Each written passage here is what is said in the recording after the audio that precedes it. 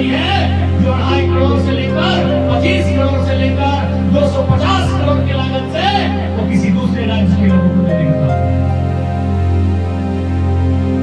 मिला होगा आपको। ये हमारे इस राज्य की सच्चाई है। केवल कहने को झारखंड और कहने को झारखंड की अस्मिता, और ये हम नहीं कह रहे हैं। इस राज्य के पहले गवर्नर कौन थे? प्रताप कुमार।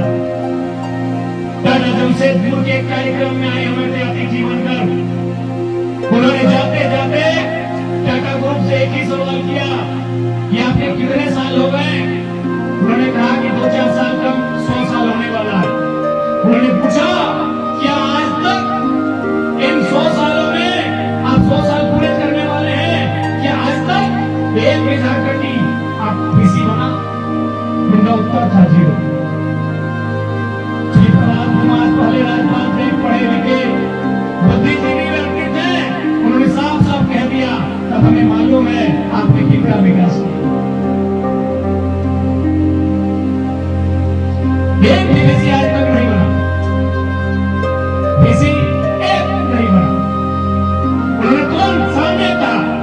जो मैनेजमेंट की टीम जिनसे उनकी बात हो गई थी, उनके सामने कहा कि हमें मालूम है आपने कितना विकास किया। टीचर इंडिया, चांदी इंडिया, ऐसे अनगिनत कारखाने, अनगिनत डैम, अनगिनत योजनाएं हमारी जमीनों पर, लेकिन आज हमारे लोग दूसरे राज्यों में मजदूरी करने के लिए जा रहे हैं। दूसरे राज्यों में जाकर दिहाड़ी मजदूरी कर रहे हैं, और उनका पार्थिव शरीर हर एक सप्ताह, दूसरे सप्ताह किसी न किसी कारण घटनावश दुर्घटना में इस राज्य की मिट्टी में वापस आ रहा है। और इस राज्य की मिट्टी में बैठी सरकार उन्हें चिंता कर रही है कि वो किस विजन के साथ आगे बढ़े। अरे वर्तमान में तो हेमंत सोरेन जी की सरकार है। एक आदिवासी समाज से आने वाले और गुरु जी के पुत्र, जिस गुरु जी ने निर्मल महतो, विनोद बिहारी जैसे कई संघर्षशील नेताओं के साथ मिलकर इस झारखंड राज्य को अलग कराया, उस शख्स झारखंड के महानायक, झारखंड के राजनीति के एक अमिट योद्धा शिबू सोरेन के पुत्र हैं। लेकिन आज उनसे भी पूछिएगा कि आज इस राज्य के लिए आपने चिंता क्या? दूसरी बार लगातार आप पूर्ण बहुमत के साथ सरकार में आए हैं। हर राज्य की पूरी आबादी का छोड़िए, आप आदिवासी समाज से ताल्लुक रखते हैं। अगर आपने 25%, 26% आदिवासियों का ही भला कर दिया होगा तो उनके साथ बाकी पिछड़े दलित भी अपने आप ठीक हो जाएंगे।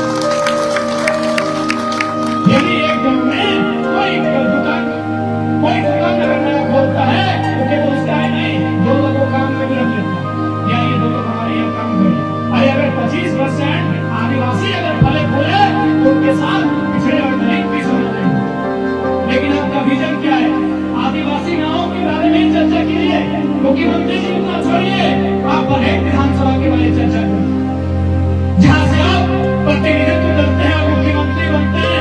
आप वहीं की चर्चा कीजिए, आप वहीं की चिंता करिए और डेटा सबके सामने रखिए कि आदिवासी गांव में शिक्षा की क्या व्यवस्था है, आदिवासी गांव में स्वास्थ्य की क्या व्यवस्था है, उन आदिवासी नौजवानों के पास रोजगार की क्या व्यवस्था है।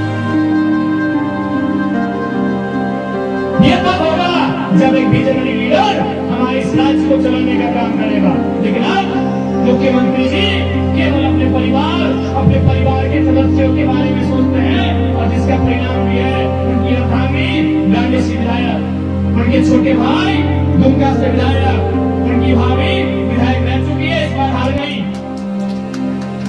तो क्या आदिवासी समाज का उत्थान मतलब केवल मुख्यमंत्री के परिवार का उत्थान ही है?